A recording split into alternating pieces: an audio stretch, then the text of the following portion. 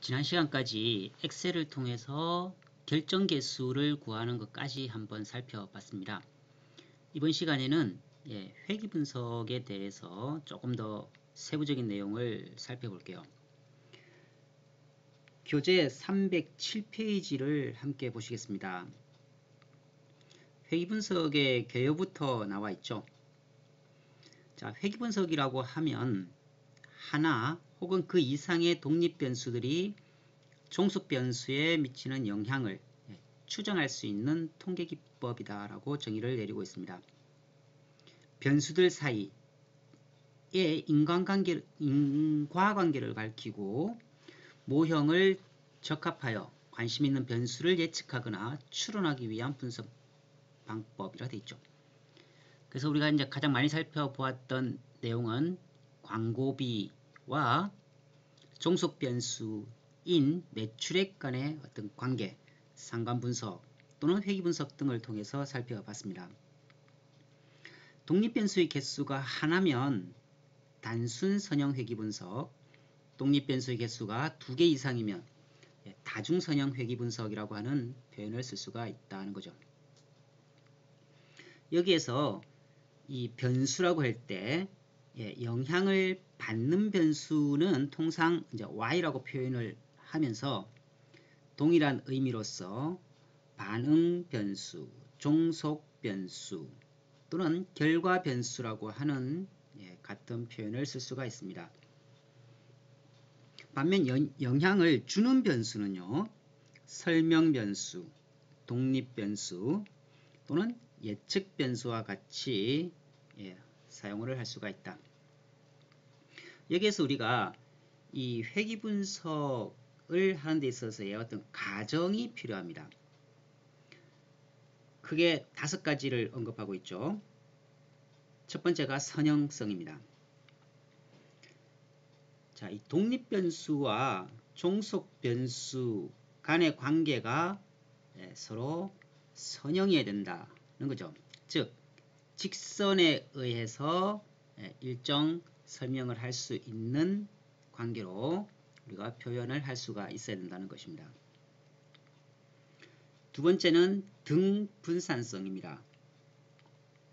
자, 오차의 분산이 입력 변수와 무관하게 일정해야 한다는 거죠. 즉, 산점도를 활용해서 잔차와 입력 변수 간에는 아무런 관련성이 없게 무작위적으로 고루 분포가 되어야 한다고 하는 이 등분산성 가정을 충족해야 한다는 겁니다. 세 번째는 독립성입니다. 자, 입력 변수와 오차는 관련이 없어야 된다. 자기상관, 즉 독립성을 알아보기 위해서 더빙 왓슨 통계량을 사용하는 기법을 SPSS에서 활용하게 되는데요.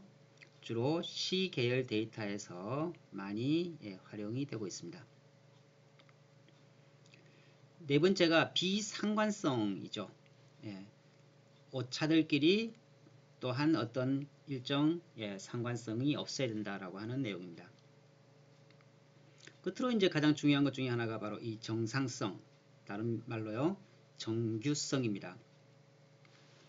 이 오차의 그 분포가 정규 분포를 따른다라고 되어 있죠. 그래서 여러 가지 이제 기법들이 적용될 수가 있습니다. 자, 세부적인 내용을 다시 뒤에 308페이지를 통해서 한번 살펴보겠습니다.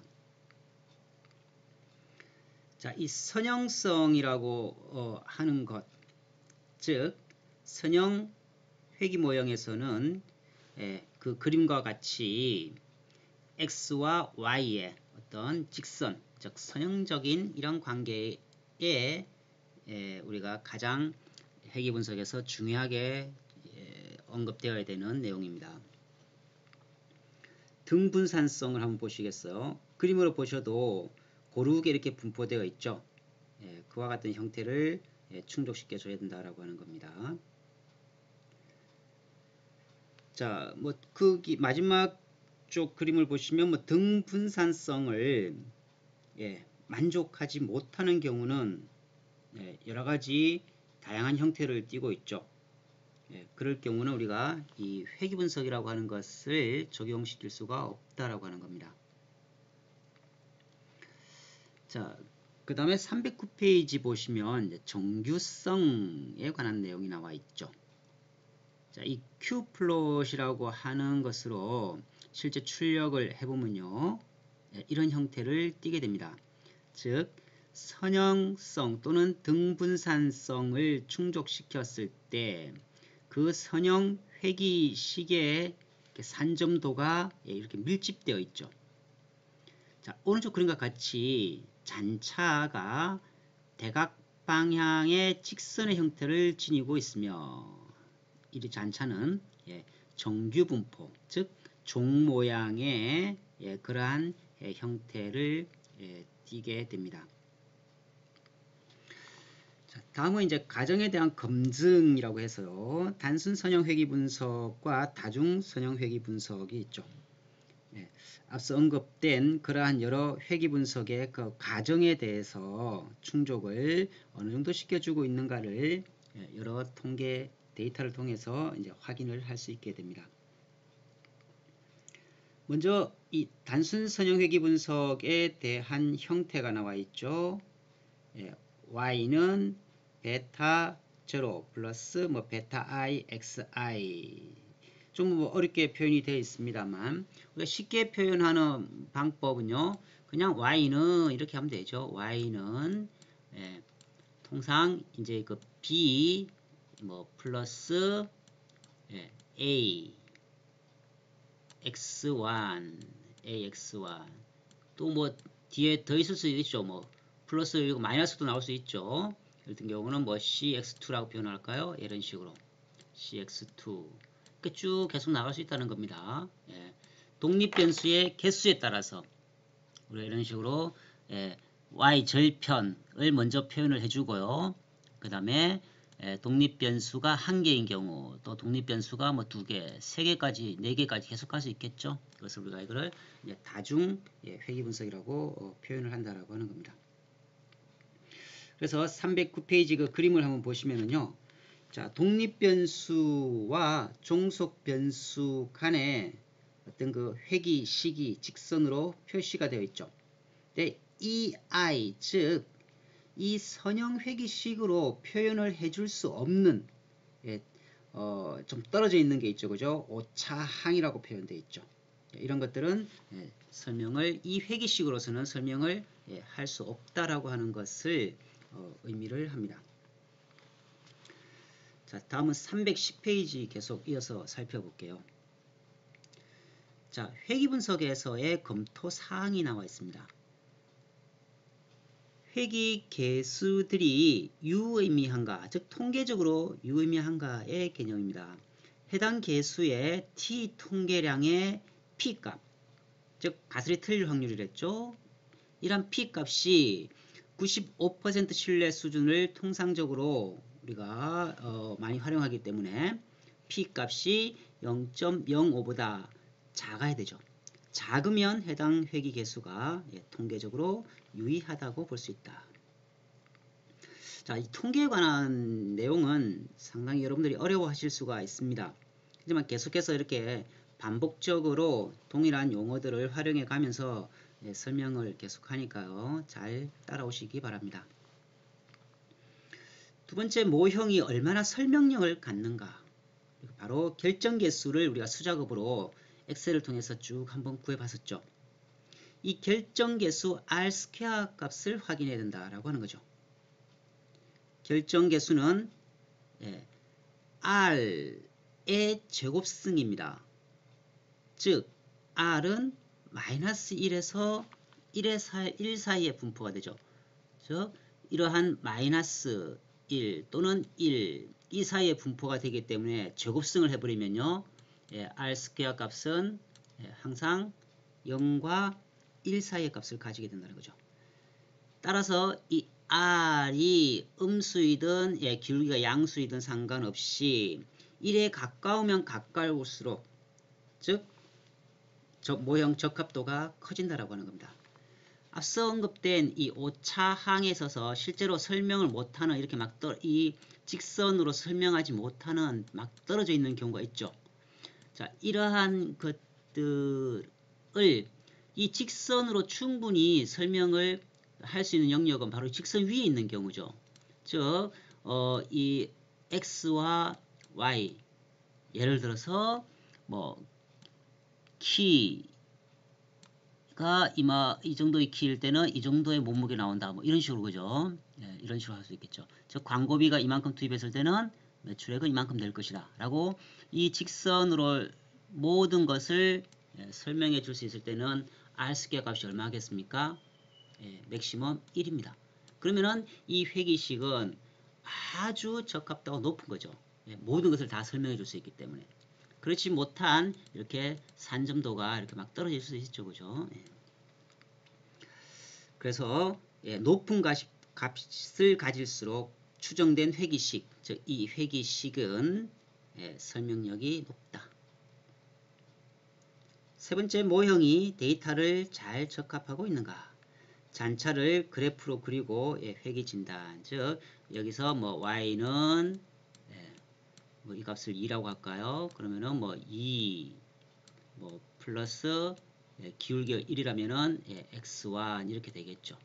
그래서 어떤 값을 대입시키도 뭐 여기서 예를 들어서 여기가 3이라고 한다면요. x에다가 3을 대입시켜 보세요. 그러면 3 플러스 2가 되죠. 그래서 이 값은 5가 될 것이다.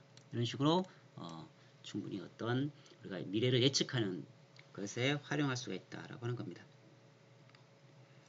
자, 다음 회기계수의 추정이 되고 있습니다.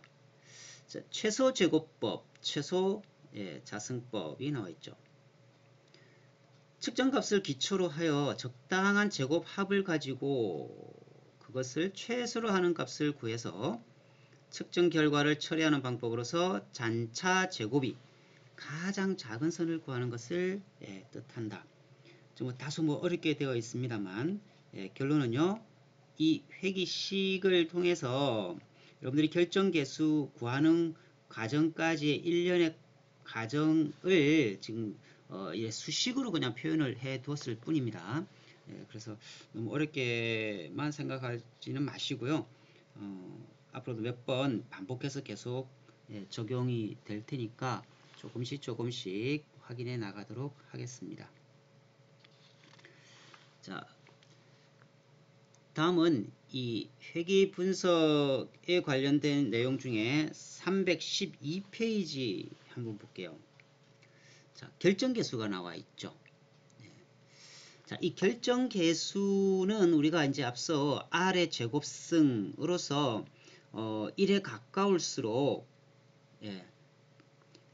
거기 한번 보세요. 네 번째에 있는 거죠. 결정계수 R 스퀘어는 전체 제곱 합에서 즉 SST라고 표현되어 있죠. 전체 즉 설명할 수 없는 영역, 회기식으로 설명할 수 있는 영역 그것을 다 합친 전체 제곱 합에서 회기 제곱 합의 비율로 SST 분의 SSR이라고 되어 있죠. 그래서 0과 1 사이의 값을 항상 가진다라고 하는 것은 기억을 하시기 바랍니다. 세 번째, 회기 직선의 적합도 검토가 되어 있습니다. 이 R 스퀘어 값을 통해서 추정된 회기식이 얼마나 타당한지를 검토한다 되어 있죠. 그래서 반복해서 설명이 이루어집니다만 1에 가까울수록 회기 모형이 자료를 잘 설명하는 것이다 라고 하는 거죠. 독립변수가 종속변수 변동의 몇 퍼센트를 설명하는지 나타내는 지표이다. 즉 예를 들어서 이렇게 떨어져 있다고 하면 얘들은 설명 못하죠. 그죠? 설명 못합니다. 그래서 이렇게 설명 못하는 것과 설명할 수 있는 그 간의 어떤 비율 이런 것을 우리가 계산할 수 있다라고 하는 거죠. 자, 다별량 회기 분석, 즉 독립변수가 몇 개 있는 경우요. 이러한 독립변수의 수가 많아지면은 어떤 내용이 언급되어 있습니까? 이 바로 결정계수가 높아진다고 되어 있죠. 그럼 우리가 독립변수가 한 개가 아닌 두 개, 세 개, 네 개, 다섯 개 무한정 가져가는 게 좋을까? 그렇진 않습니다. 이 독립변수가 유의하든 유의하지 않든 독립변수의 수가 많아지면은 결정계수가 높아지는 이 단점이 있다라고 하는 거죠. 그렇지만 기업에서 실제 영향력을, 즉 종속변수에 영향을 많이 미치는 결정적인 몇 개의 독립변수만을 가지고 추정을 해야 우리가 제대로 된 미래를 예측할 수 있다라고 하는 것 때문에 독립변수를 무한정 가져가지는 않습니다. 그래서 통상 우리가 한 3개에서 4개 정도를 적절하게 활용을 하는 현실입니다. 자, 거기에서 참고에 오차와 잔차에 관한 내용을 한번 살펴볼게요. 오차는 E라고 표현되어 있죠. L라고 표현되어 있고 잔차는요, residual이라고 표현을 합니다. 자, 오차는 뭐라 되어 있습니까? 모집단에서 실제 값이 회기선과 비교해 볼 때 나타나는 차이. 그래서 다른 표현으로 정확치와 관측치의 차이라고 되어 있습니다. 반면 잔차는요, 표본에서 나온 관측값이 회기선과 비교해 볼 때 나타나는 차이로서 오차와 잔차는 서로 개념이 조금 다르다고 되어 있죠.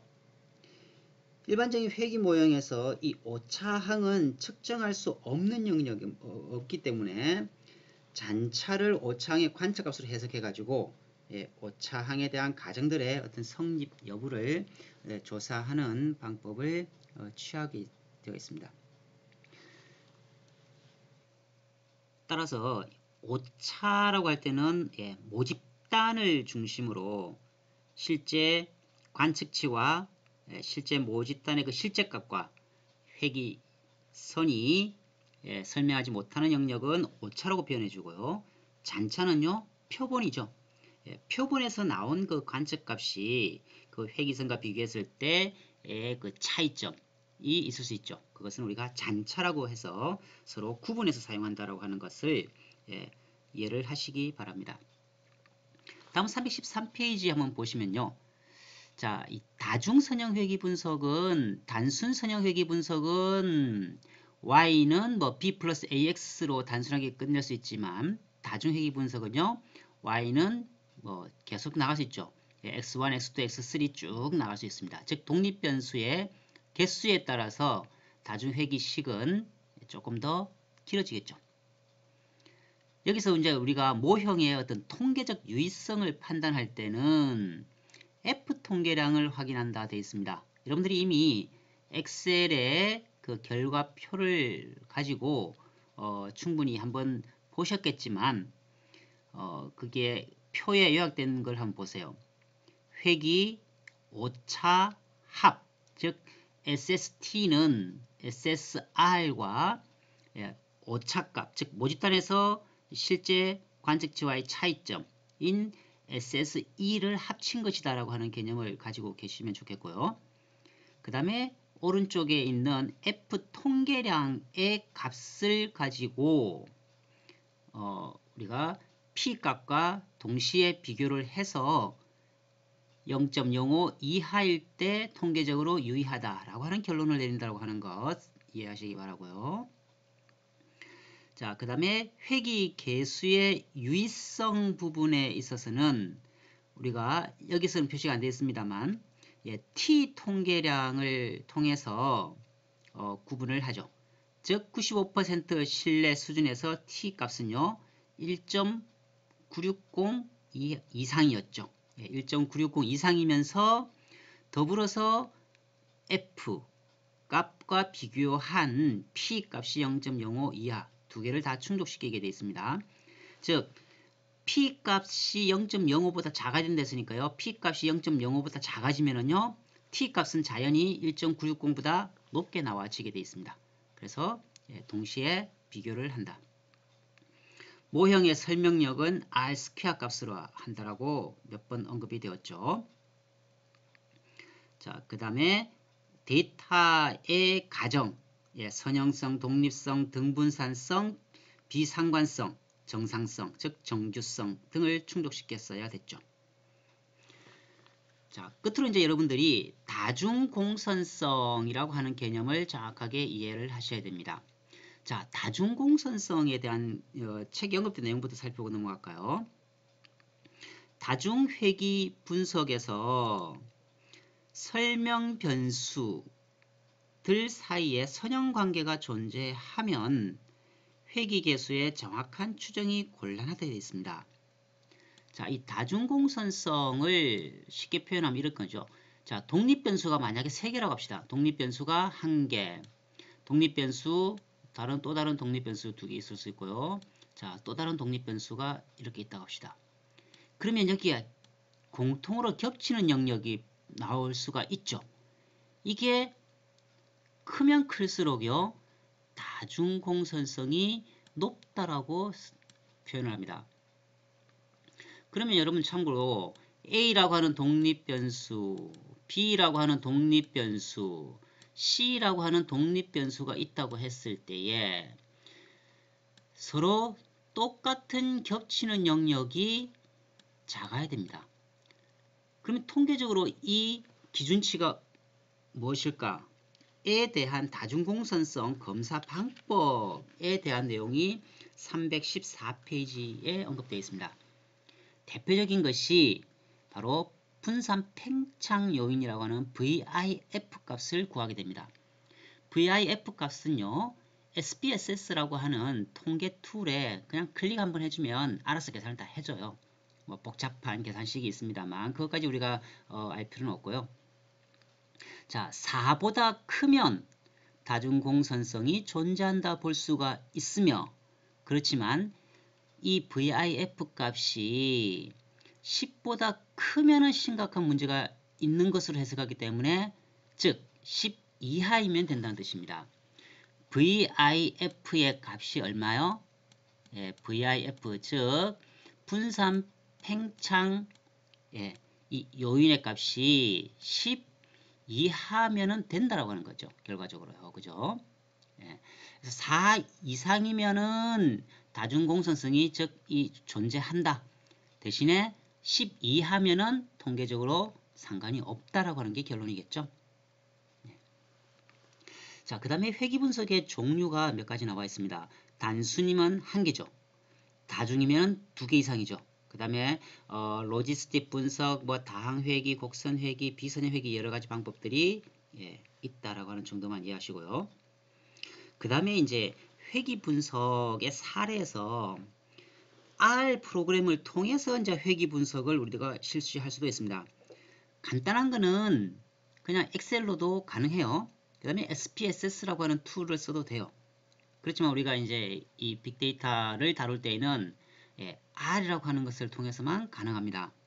데이터가 너무 방대하면요, 엑셀이나 SPSS는 구현을 못 해준다는 뜻이겠죠. 그래서 R 프로그램 그 박스의 내용을 보시면 뭐 라이브러리, 즉 내가 구독을 하겠다는 거죠. 인스톨된 어떤 프로그램을 명령어를 쓰겠다라고 하는 거였죠. 쭉 뭐 몇 가지가 언급이 되어 있고요.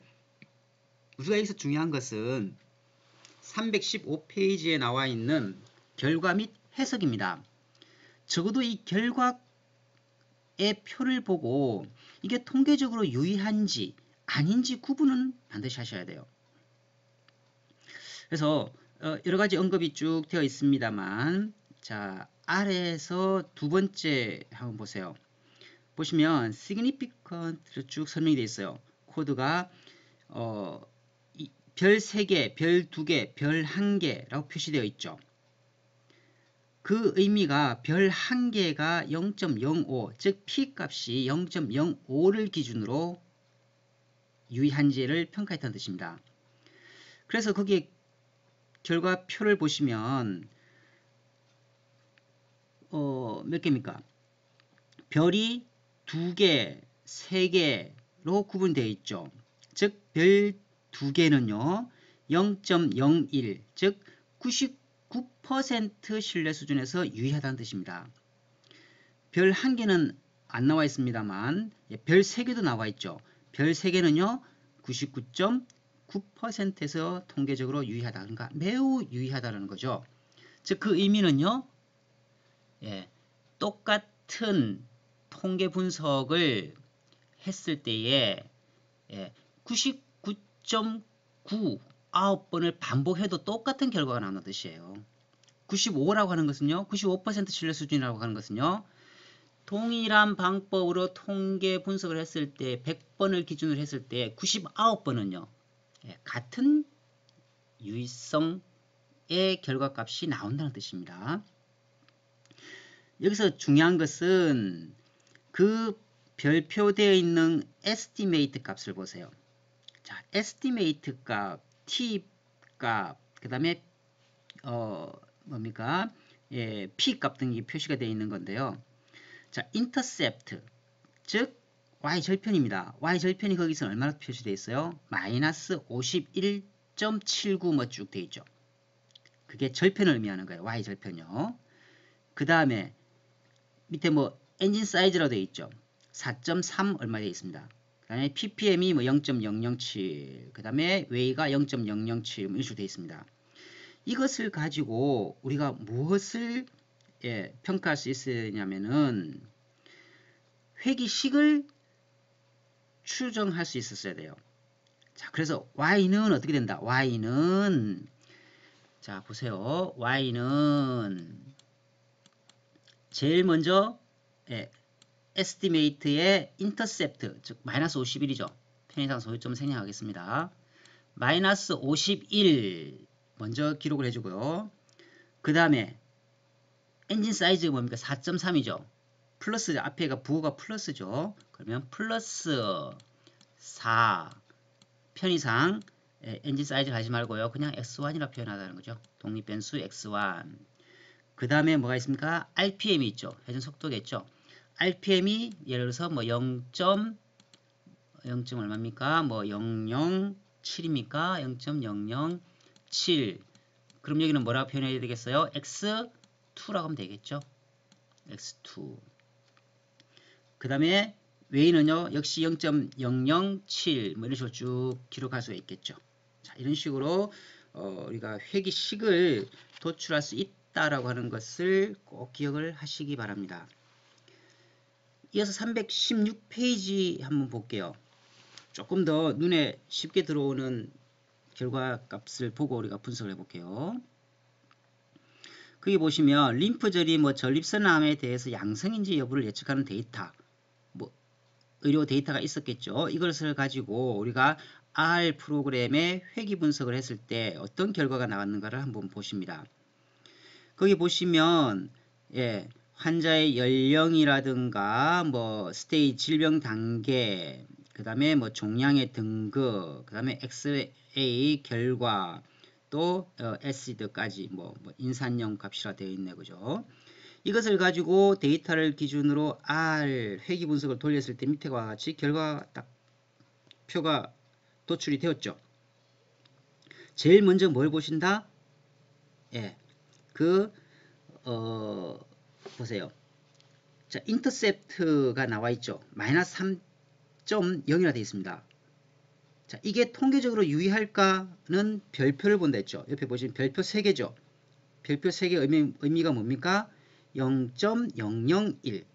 즉, 우리가 통상 95%, 즉 0.05 기준인 별 1개보다 훨씬 더 통계적으로 유의하다는 뜻이 되겠죠. 99.9%에서 다 유의하다는 뜻이에요. 그러니까 이 결과표를 분석해 놓은 것이 오른쪽에 317페이지에 있습니다. 자, 보시면 두 번째 변수인 양성 여부를 종속 변수로 두고 5개의 변수를 독립 변수로 했죠. 자, 그래서 이거는 이제 단순 회귀 분석은 아니고 이제 다중 회귀 분석 중에서도 로지스틱 회귀 분석을 실시한 결과예요. 자, 거기에는 큰 의미를 부여하실 필요가 없고요. 그렇게 보시면 스테이지와 엑스레이와 애시드의 추정 개수, 즉 에스티메이트가 유의 수준 5%에서 유의하게 나타났다. 그건 뭘로 보고 구분한다고요? 바로 별표죠. 별표가 다 한 개 내지는 3개로 구분되어 있죠. 그래서 통계적으로 유의하다. 그때에 중요한 거는 회기식도 줄였죠. 그래서 y는 여기서는 물론 p라고 되어 있습니다만 y는 어떻게 할 수 있습니까? 마이너스 3.05 y 절편을 먼저 적었죠.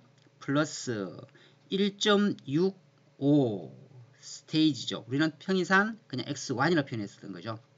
플러스 1.91 엑스레이 편의상 뭐 x2라 표현이 되겠죠.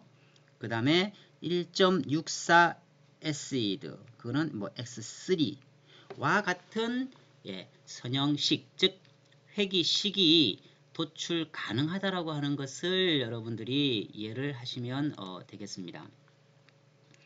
자, 그 다음에 317페이지 보시면 최적 회기 방정식이라고 되어 있어요. 그 중에 우리가 단계적 변수 선택의 내용은 여러분들이 숙지하실 필요성이 있습니다. 용어 구분만 하시면 돼요. 전진 선택법과 후진 제거법이 언급되어 있습니다. 자, 전진 선택법.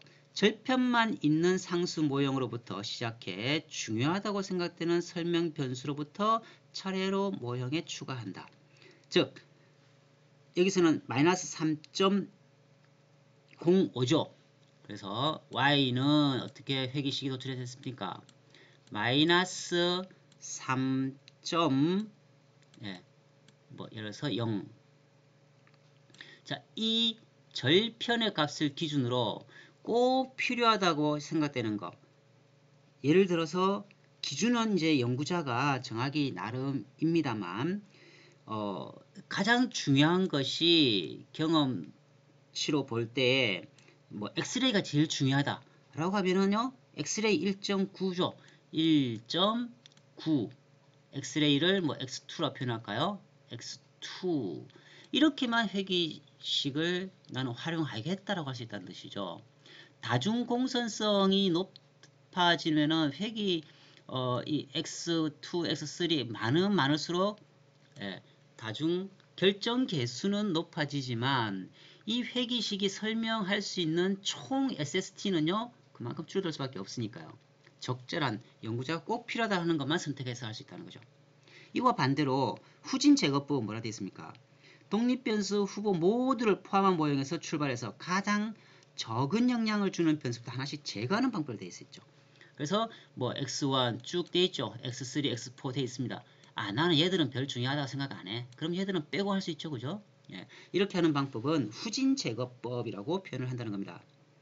여기에 지금 독립변수 우리가 쓴 5가지 중에서 실제 중요한 것은 2개일 수 있죠. 3개일 수 있죠. 꼭 필요한 것만 이렇게 결정을 해서 쓰는 방법을 후진 제거법이라고 표현을 하자는 겁니다. 그래서 이 회기 분석 방법에 있어서 중요한 거는요.